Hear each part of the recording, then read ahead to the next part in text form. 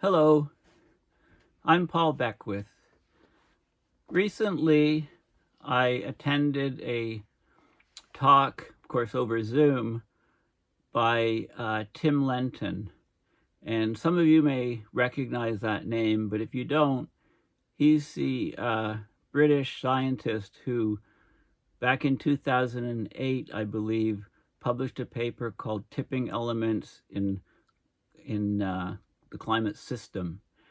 And he's done a lot of work since then. His latest research is looking for what he calls positive tipping points to avoid the climate tipping point. So he's talking about social, human, societal tipping points. And he talks just about the positive ones. Of course, there are a lot of negative human social tipping points as well. I might include the truck protests that have been breaking out in Canada, starting in Ottawa, but on this weekend coming up, they're probably extending to Toronto and also to Quebec City. And the Ottawa one is still ongoing, as you know. In fact, after I film this video, I'll walk downtown tonight and document what is happening on basically, the seventh day running of the trucker protest, or call it an occupation by now, I think. So anyway, the talk I listened to, I'm going to talk about the key points with you. It was put on by Scientist Rebellion. Now, this is a separate group from Extinction Rebellion. It kind of spun off. And it started in September 2020, Scientist Rebellion, when a bunch of scientists protested outside I believe it was the Royal Society building or something, and they threw paper in front of the building. And I think some of them were actually arrested. In March 2021, well, okay, they did an action at COP25 in Madrid, I think blocking a bridge or something. This is Scientist Rebellion, not Extinction Rebellion. And that led to a mass arrest of 21 people. Then in March 2021, there was a global action. In August 2021, they leaked the IPCC Working Group 3 report, etc. So the whole point is it's nonviolent protest, but there are sacrifices to be made by people, and that involved many of the scientists being arrested.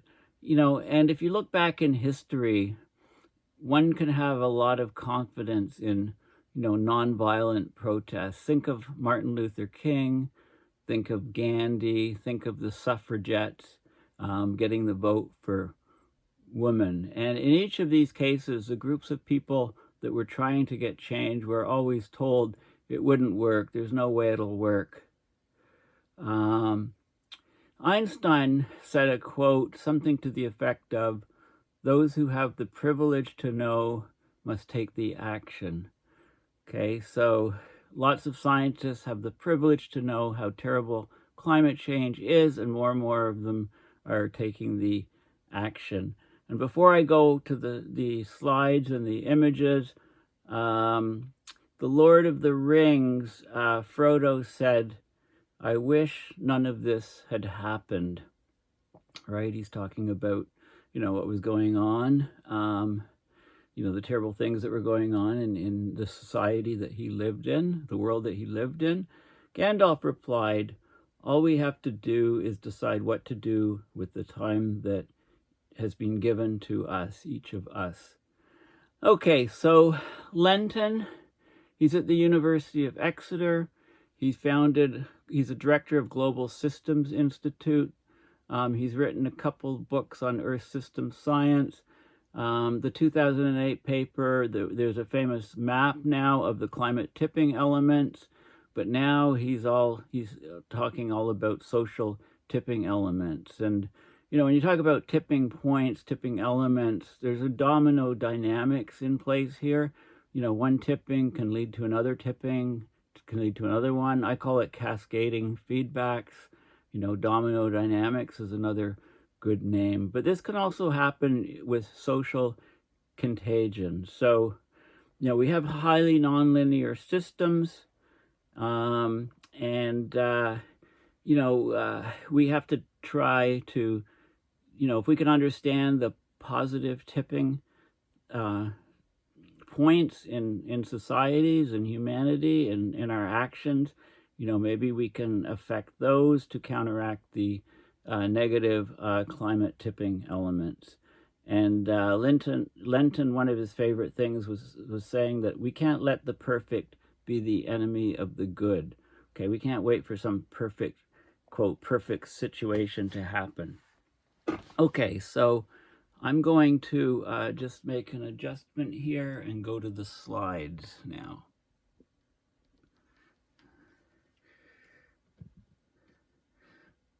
Okay, so this is the front page of the talk. This is Lenton, right up here. There's a better picture of him here. Okay, I thought he'd be an older guy. This looks like his bedroom here with his bookshelf here.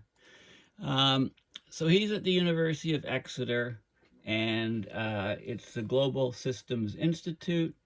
So what positive tipping points can we do in, these are social tipping points to avoid the climate tipping points. And I mentioned he only focuses on the positive tipping points. Of course, there's lots of negative social tipping points, i.e., as resources get limited, that leads to geopolitical conflict. As countries get more and more turmoil, then you can have the democracy suffers, and you go towards autocratic and fascist regimes. And what we're seeing, Donald Trump himself was a tipping point, although many people argue that he was just a symptom of something that tipped before then. A collapse of democratic values and decency towards turmoil. And we can see what's going on in Canada right now with all of the truckers, and the concern is, of course, this spreads to many, many other countries, and I think that's already starting to happen. Okay, so this is a generic example of passing a tipping point. So if you're on this curve here, and you're sitting on this plane here, you can move left or right a little bit and vibrate, and that's indicated by these oscillations here in this frequency spectrum. And the intensity of the gyrations about the mean can increase, and you get a critical slowing down often before you reach a tipping point in the frequency, and then you tip. You fall down this well into this other stable state. You leave the stable state that you were in, and you go up to a totally different state of stability. Okay, so that's the generic example of passing a tipping point. Now, first of all, it's important for me to say that I don't agree with the with all of the placement of these things. I should actually go through this entire presentation and readjust it to my viewpoint. But so what we have here is the space. These are all logarithmic. So it's logarithmic scale, logarithmic scale. This is space and this is time. So space going from local to regional, subcontinental, continental, and global, and going from days, months, years, decades, centuries to millennia in time. So he's divided it up into 5 different categories. So with the social systems, for example, people's individual world views, and they can often change fairly quickly. They're very, very, as local as you can get. It's an individual, and the time scale of change can be even actually, days, or, well, a bit longer, I think, than days, but he's got it, there is days. Then you can go to social contagion in neighborhoods, so slightly larger spaces, and that can take months. And then sprawling city versus a compact city, that can occur in a matter of years to a decade. Common pool resources here. He's got transport as a service. The Industrial Revolution here. Okay, it took decades for technology to switch things, and I just got to make sure my camera's steady. Okay, I think it's okay. Okay, employment changes, the nature of employment changes, political revolution can happen in months, and it's, it's countrywide, so it's regional or, up to subcontinental, depending on the size of the country. Civilization collapse can take decades and happen, to, countries within continents. Social contagion on the internet can affect the globe, up to the globe, certainly continental to the globe, over very short periods of time. And this is what's happening to cause these sort of protests. Think of when the internet was in its infancy and social media networks started up. You could go away for the weekend and your teenage kid could have a party. He could contact everybody in the neighborhood and say, hey, party at my place, parents are away, and people converge and trash the house. So that's essentially happening on a larger scale. For example, the contagion, in the region of Canada, everybody converges to Ottawa at a certain time, certain place, and causes the trucker protests, for example. And then he has global commons here, things changing in global commons in a matter of decades. And then the climate in the Earth system, Sahara and the Sahel greening, that could happen in decades at a subcontinental scale. The Indian summer monsoon changing, in this time frame. Greenland ice sheet melting out. He has it in centuries. It can happen much quicker. West Antarctic ice sheet happening as well. And then the Arctic sea ice disappearing.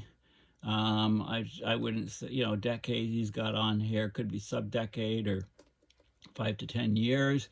El Nino, Southern Oscillation, those change on periods of 5 to 7 years typically, but the whole system can change.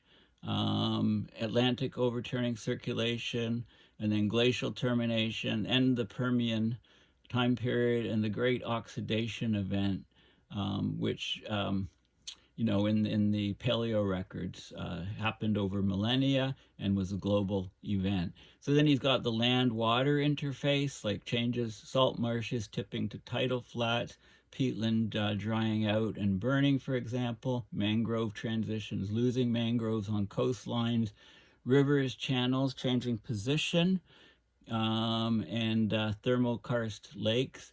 So lakes, thaw slumps in the Arctic, and then them filling with water, causing these thermokarst lakes. Terrestrial systems, fire regimes can change very, very quickly. This is compost bomb. So this is the peat and the permafrost, instability, thawing, and releasing lots of methane. Plant pollinator networks changing, collapsing perhaps with the pollinators. Soils becoming saltier. Bush encroachment. On areas, for example, urban areas or towns or things where it's not cleared. Coniferous to deciduous forest. Okay, so as you get more and more warming and you get forests moving to the north, if you get to the high north, it's coniferous forest, because you don't have, if the Arctic becomes much warmer and there's forests growing up there, there'll be coniferous forests, because they have to survive for the period when they're in complete darkness. And deciduous trees, they couldn't, the penalty losing the leaves would be too great in an environment like a high polar environment. So as you go further and further north, you tend to get more conifers and less deciduous. So the change in latitude with rapid climate change occurring, tundras thawing and becoming boreal forests, right? As you get more and more rainfall and less snowfall in the high north and warming, steppe going to tundra, forest turning into savanna, those sort of things. And then you have the aquatic systems, seagrass transitions, kelp transitions, submerged to floating plants, freshwater lakes becoming eutrophic, so eutrophication, where the shallow lakes get weedier and weedier and weedier, and eventually the lake disappears and you've got a marshland. Coral transitions, loss of coral, collapse of the bivalves. This is to do with ocean acidification. Coastal marine eutrophication, similar to the freshwater eutrophication. Marine food webs, fisheries collapse, hypoxia, which is lack of oxygen in the oceans, or you can get an ocean anoxic event. The oceans they're too warm, they don't have enough oxygen, collapse of the food chain, centuries to millennia time frame, and the oceans cover 70% of the earth, so not quite global, but it would affect global. So he tries to divide it up into all of these different subcategories. Now, climate tipping points. Here's a great road sign. Warning, climate tipping point ahead. And he looks at positive tipping points. So tipping points that humans can set up and enact to counteract the physical climate tipping points that are negative and driving us to a much crazier, much harder planet to live on. So you can have an original system conditions where you have different capacities and connections in the system. You have a vision to change, and then so you do these different solutions to try to reach your vision, and that changes the connections and things in the society, and it loops around until hopefully you run up to your vision. And then this will be another vision, and then you can, once you reach this state, then you have the same sort of thing repeating, and you can go to yet a third state, new system. Okay, so this is from the 2008 paper, Climate Tipping Elements, or Tipping Elements in the Climate System. It was called something like that. So he looked at the different elements and, the melting of the Greenland ice sheet, Arctic sea ice loss, climate change induced ozone hole. This actually happened back in 2010, a couple years after this paper was published for the first time, big ozone hole in the Arctic. Permafrost and tundra loss, and the boreal forest dying back, okay, drying out, and huge fires and so on. And then the changing in the ocean circulation, the Atlantic deep water formation reducing because of the fresher water coming from the Arctic. The change in the ENSO, the El Nino Southern Oscillation, the amplitude and frequency, perhaps less and less frequent ENSOs with much higher amplitudes, dieback of the Amazon rainforest, which we know is happening, West African monsoon shifts, the greening of the Sahara, Indian monsoon, chaotic multi-stability. So the monsoons changing character, and they supply lots of fresh water for much agriculture, etc. The instability of the West Antarctic ice sheet. Think of the Thwaites Glacier right now, huge threatening collapse within 5 years. Changes in the Antarctic bottom water formation. That's part of the whole water circulation system connected with the Atlantic deep water formation. So the whole system and the Antarctic ozone hole. So this is from the original 2008 paper. Now, the most recent climate models, the Climate Model Intercomparison Project 5, it compares all these different climate models. What you see here, this is a number of abrupt events that can occur in the models, and this is the global temperature increase in degrees Celsius.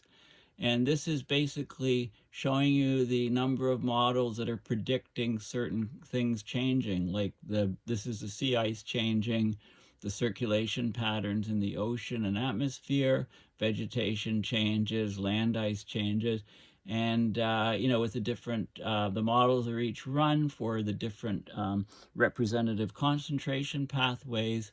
So 2.6 is, this is RCP 8.5 is essentially business as usual here, and it's got the temperature spread here. So this is the different temperatures, like 1 to 1.5, which we're in right now. So there's lots of tipping points here, but as you get over 1.5 and approach 2, there's even more tipping points occurring here. And I'm not sure that they drop this quickly. I doubt that they would. Here's some of the tipping points that are included. So each of these is a different tipping point or a different model showing a different thing happening, tipping happening. Okay, so this is on the Earth, so we can see sea ice bimodality. So sea ice characteristics changing. We can have so these are the different type of models, A, B, C, D, E to F. And these are all here. So A, B, C, D, E, F. So those are sea ice. The sea ice changing in the Antarctica is shown in those, and it gives you the global warming level for those events to occur. So you can see most of them are yellowish, some are orange. Yellowish is a 1 to 2 degree warming, lowest global warming level of the abrupt occurrence. The white ones are pre-industrial, so they've already occurred. And we can look at the upwelling changes occurring. This is G, upwelling changes. That'll be over here, I believe. G, off Africa. Arctic sea ice collapse. That's these ones here, HIJK. These are all mostly red. It's showing 3 to 4, which is way too high. We're getting Arctic sea ice. That's complete collapse, I think, year-round. Abrupt sea ice loss is these ones, the MN, these yellow ones between 1 and 2 degrees. Abrupt sea ice increase over, here in Antarctica. Convective collapse, that's this series here, 1 to 2 degrees. This is the overturning circulation, convection collapse, AMOC collapse, W here. Then there's permafrost collapse, and vegetation composition change here. Forest dieback is F here, and G, forest dieback in the Amazon. Vegetation, and then snow melt is B and C right here. Lots of snow melt here, and forest expansion is E. So he's got these, and the category is there's different categories also. So this is the study here where a lot of this is presented. Okay, if you look at the things that are happening right now quickly, of course, is the Greenland ice sheet collapse. Ice loss is accelerating. Arctic sea ice, massive reduction of area. And of course, these are tied closely together. Permafrost is thawing. The boreal forest, the fire regime is changing. A lot of the northern boreal forests are drying out, and we're getting huge numbers of wildfires occurring up there. The Atlantic circulation, 15% slower since the 1950s here. We can clearly see a cold region or a global warming hole south of Greenland, and that's because of the shift of the Atlantic circulation. We've got the Amazon rainforest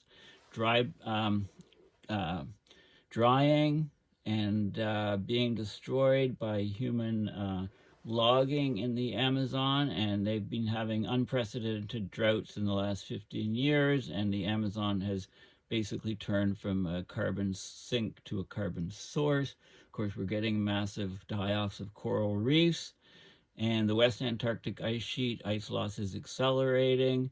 Think of the Thwaites Glacier, the Wilkes Basin, East Antarctic ice loss is accelerating. So this is all recent stuff, that's listed in Lenton's 2019 paper in Nature. Now, here's how the risk assessment of these tipping points is changing according to the Intergovernmental Panel on Climate Change, the assessment report, and the special report. Okay, so assessment report, the most recent one, and then AR5, AR4, AR3. So the risks, this is undetectable risks. Low risks is yellow, high risks is red, and very high is purple. So these are the temperatures that were expected to be needed to get these different tipping points occurring. And then with each iteration of the IPCC report to the latest one, the temperature range is much compressed. So we're already over 1 degree Celsius. We're already into this yellow low risk of tipping point. You know, when we go at 1.5, we start hitting the red, high level of tipping points. You know, 2 degrees, we're far into the red, high level of tipping points, approaching the purple at about 2.5 degrees Celsius. So here we are, the red line, 1.1 degrees Celsius in 2020. So the assessment of the risks, finally the IPCC reports are getting more realistic in terms of the risk assessment. Now there's also coupling between the tipping elements. So if one thing tips, like Arctic sea ice reduction in area or loss, and causes the Greenland ice sheet melt to accelerate, causes drying more of the boreal forest with more wildfires, permafrost thawing, all these things occur. And because of the much warmer Arctic, the AMOC Atlantic circulation slows down. There's more droughts in the Amazon rainforest, and with slower ocean circulation, there's less heat going up to the up here. There's more heat at the equator. There's more heat going to the southern hemisphere, accelerating the West Antarctic ice sheet melt and the East Antarctic ice loss acceleration. And of course, the oceans warm like crazy and we get the coral reef. So all of these things are connected. There's coupling between the tipping elements. Think of it as a dynamic domino effect or the cascading feedback effect. So once we get enough things tipping, you can consider a global tipping point. The whole globe could tip. So here we are in a little valley back in the Holocene, and we've come over into a much warmer world. So we're at this point here, and the pathway can go either way. With proper Earth system stewardship, we're aiming to get a stabilized Earth. But right now, with our human emissions and biosphere degradation, we're approaching planetary thresholds where we drop off the cliff, and there's all of these cascading feedbacks, and we go to a complete hothouse Earth. Okay, this is a huge risk. So the global tipping points, the core climate tipping elements are, of course, the permafrost, the boreal permafrost, Greenland ice sheet, the Labrador Sea convection, and the AMOC, and the Amazon rainforest, and then in the southern hemisphere, West Antarctic ice sheet loss, East Antarctic ice sheet loss, and East Antarctic subglacial basins is a separate category. It's much more vulnerable than the ice sheet itself. And these tipping elements contribute significantly to the overall mode of the operation of the Earth system. There's a large spatial scale of tipping, the order of 1,000 kilometers, and our global impacts. You know, where the global mean surface temperature feedback is greater than 0.1 Celsius. So these sort of things lead us to sort of the idea of a global tipping point. Now, these are the burning embers diagrams again, and this is our level of current warming, 1.1 Celsius. And basically, the projections of where the warming is going to go with current policies is going up here. You know, this is 2 degrees to about over 3 degrees. Okay, and if we have net zero targets, we would maybe try to stay in this range here.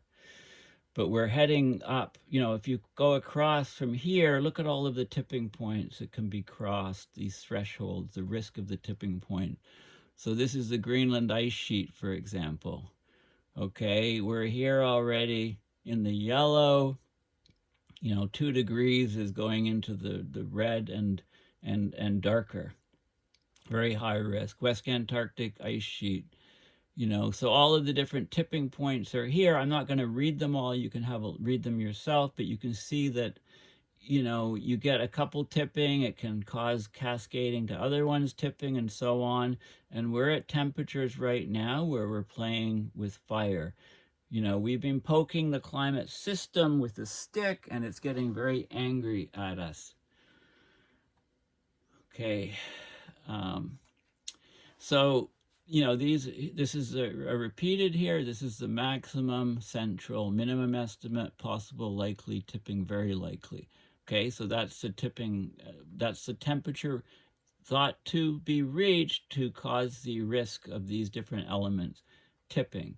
And then, of course, so time from 2020 in years, 0 to 10 years, we could already pass, 4 tipping points or so. In 10 to 20 years, pass another 2 or 3 or 4 tipping points. 20 to 30 years, we be 7 tipping points, and so on, with the present rise of temperature here. And again, these are the different current policies. This is the range of temperature expected with current policies, going from 2 to 3.5 degrees Celsius above pre-industrial, which they define as the turn of the last century. Okay, not the original 1750 year. And I've talked often a lot about the baseline shift. So this is the temperature rising with business as usual, and this is the with the the lower emission scenarios. Okay, so here's global CO2 emissions to meet the Paris goals, to stay within that 2 degrees Celsius guard band. Here's where we are right now, up to 40 gigatons of CO2 per year being emitted. The green line is historical. And, if we manage to get the emissions down to this sort of factor, the blue line, we'd have a 66% chance of staying below 2 Celsius. If the emissions dropped quicker, we'd have sorry, it's the other way around. If we drop them fast, then we can stay 1.5 C. Yeah. And then if we don't drop them, then then we're likely to hit 2 degrees Celsius, greater than a 66% chance to 2 degrees Celsius. Okay, so and that's the Paris goal, the 2 and the 1.5. Okay, so tipping points, positive tipping points, positive change. Okay, there's very few tipping points which slow down the rate of change in the climate system. But so most of them that Lenton talks about are human, societal. So if this is our business as usual state, and we want to we're very unstable, and if we want to get the Earth in a decarbonized state, closer to stability, if we apply these social tipping interventions, you can think of basically we're pulling down the peak of this curve, allowing the Earth to go from a business as usual state to a decarbonized state. This is level of decarbonization and stability here. Okay. So some examples. Past tipping point was the suffragettes. This is a tea house, Kew Gardens. It was burned by the suffragettes. So women didn't have power in society, weren't able to even vote. So there was a lot of actions that they took. And Lenton actually had an aunt who was involved in the suffragette movement. This is a prison picture of her. And she was they put them in jail, and they basically tortured the women in prison. The women who and they were aiming just to get the vote for women, and society didn't want them to, so they would imprison these women and force feed them basically here. with food because they went on hunger strikes. They got the vote, over eventually, a whole bunch of changes in societal norms, and they got the vote. But they had to work hard and convince the males in society that they deserved to get the vote and needed to be treated equally. Okay, here's a recent tipping point. Of course, we have Greta. So she goes on and starts her protest by herself. A couple people join her, and then eventually here's what you get. Huge numbers of people, okay, and Extinction Rebellion type events and stuff. I don't know if she's in here. Is that her? I'm not sure. But anyway, the point is it's difficult for one person to do this. Other people can join, and it's a bit easier for them to join than it was for her to start it. And then what you do is you reduce, as you get enough people to join, then additional people come in and join, right? They're much more likely to join when there's lots of people already. So then it gets a cascading effect, and it becomes a tipping point in society. So here's a past tipping point. This is the Easter Parade along Fifth Avenue in New York City in 1900 and 1911. So the challenge here in 1900 is spot the automobile. Okay, it's all horse-drawn carts. In 1913, the challenge is spot the horse. It's all cars. Society completely switched from horse-drawn carriages to cars in the space of that 13 years. The car is over here. It's a horseless carriage, right? Car's over there, no horse. And the horse is pulling this carriage here in roughly the same region of the map. There's a horse pulling a carriage. Everything else is cars. Gasoline-powered cars, probably maybe some electric at that point. Okay, so here's a more recent tipping point. This is in Norway, first electric car by these guys driving around Norway. This is 2019, a typical image on the streets of Oslo, Norway. All electric, a row of electric cars here. If you look at the data, this is from 2005 to present. This is diesel cars, Norwegian new passenger car sales by type. So diesel, big rise here, 9% in 2020. Gasoline powers, all pretty much, there was 40% diesel and 60% gasoline back in 2005. And then the gasoline dropped down to 8% in 2020. Non-plug-in hybrids, 9% in 2020. Plug-in hybrids, 20% in 2020, and electric 54% in 2020. Okay, so this is a country that had a tipping point from gasoline and diesel cars in 2005 to basically dominantly electric, plug-in hybrids, and non-plug-in hybrids, with only 17% petrol and diesel, petrol being gasoline. Here's the cost differential between gas and electric in euros per month, different countries where they are at the moment. And here we have Norway, the EV market share in Norway. Look at the spike. Look how Norway is way ahead. So the tipping has happened in Norway, and it will sequentially happening in other countries as well. So one of the big reasons with these electric cars is the battery price pack. This is 2010, $1,000 per kilowatt hour. 2019, down a factor of 10, $100 per kilowatt hour. Okay, so, and here's how the tipping can occur. You start getting electrical vehicle support policies in major economies. Electric vehicles become cheaper than gasoline cars in major economies. You can go this way. If gasoline cars are cheaper, so the gasoline cars go way down, the number of them. Electric cars go way up. Then you get technological improvements. For example, EV and battery deployment up, cost down. So the EV cars go up here, and they become cheaper than petrol cars in many markets. Petrol cars are still cheaper in this case. Okay, and then the EV, you get light trucks that are cheaper than diesel, so you get growth in the diesel truck trucks start dropping. Renewables and battery storage is cheaper than coal power. Okay, and oil firms, commit fully to diversifying investments. And then if they're still hedging their bets, you get all these different pathways, these decision points, these sort of sub-tipping points within the whole EV tipping point thing.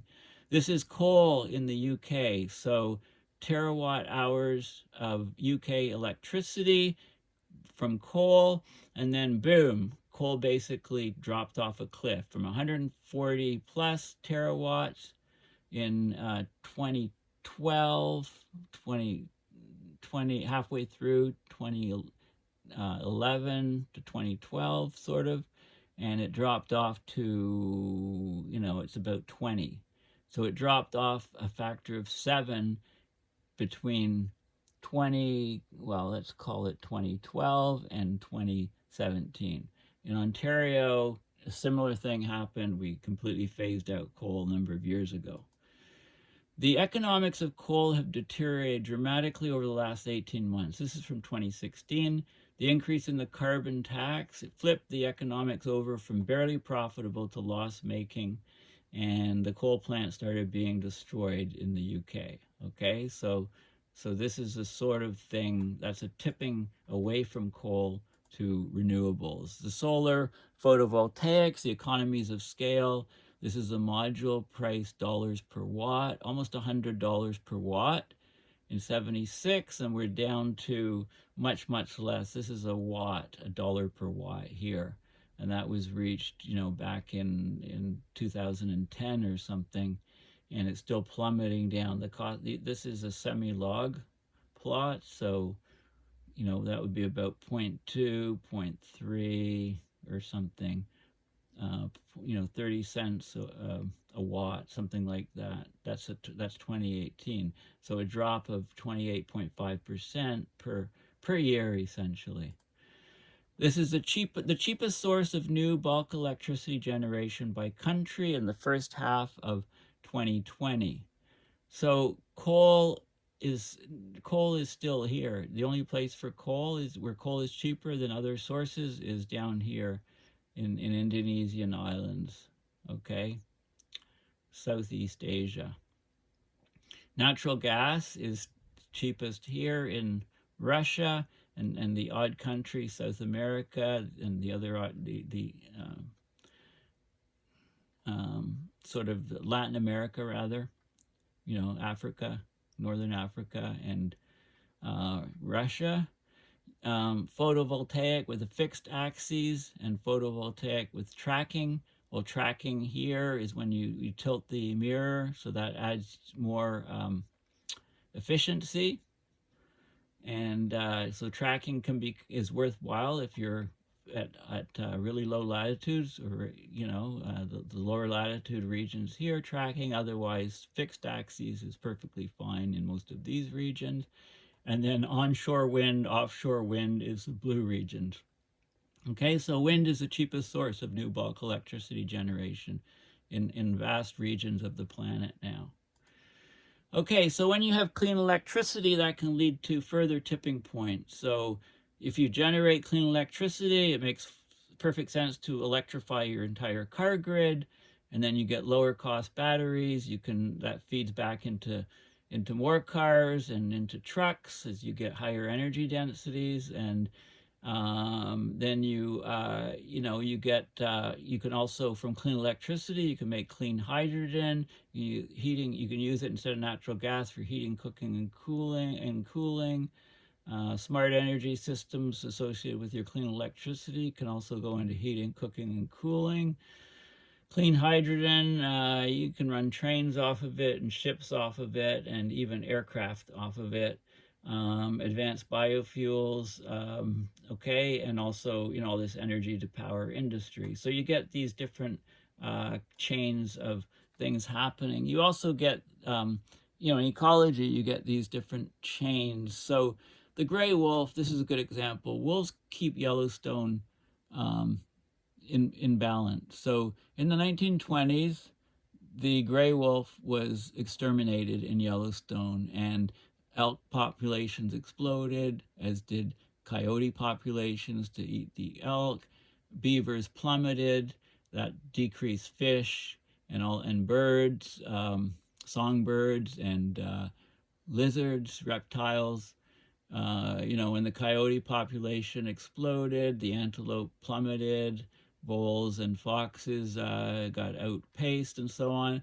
Then in 1995, the gray wolf was reintroduced to the Yellowstone, and it started restoring the balance. Okay, it started bringing back things and restoring the balance. So this is like a key the apex predator, very important in an ecosystem.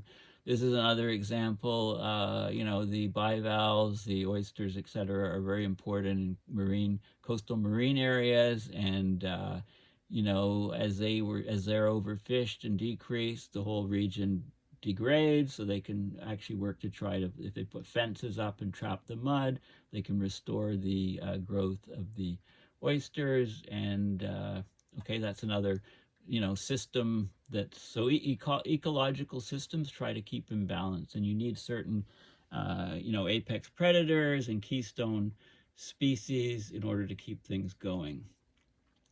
Food and land use system positive tipping points. So there's this report, maybe I'll have to talk about this in a separate video, but accelerating the 10 critical transitions, tipping points for food and land use systems transformation. So this is an example, the percentage of adaptation of the human and planetary health diet.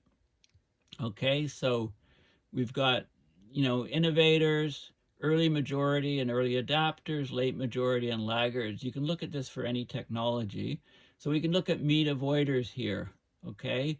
And people that eat less and less meat, and then traditional meat eaters are here. So this is a transition from, meat eating society to a non-meat eating society, and how you can see, it can be very slow increase, but by 2030, say, if you reach 25% of the population eating very little meat, then it can tip up, and the rest of the population can get on board. So there's a lot of research on social theory on sort of tipping points for this sort of thing. So what can I do, right? Well, she asked that question. What could she do? Women had no power to vote, and Lenton's distant relative, decided she would put her protest, go on a legal protest, was arrested. This is a prison picture. Woman got the vote. Okay, nonviolent protest. Okay, so here we have society, agents of change here. That's you and I. We do interventions. We can enable conditions, stand alone and try to get some change.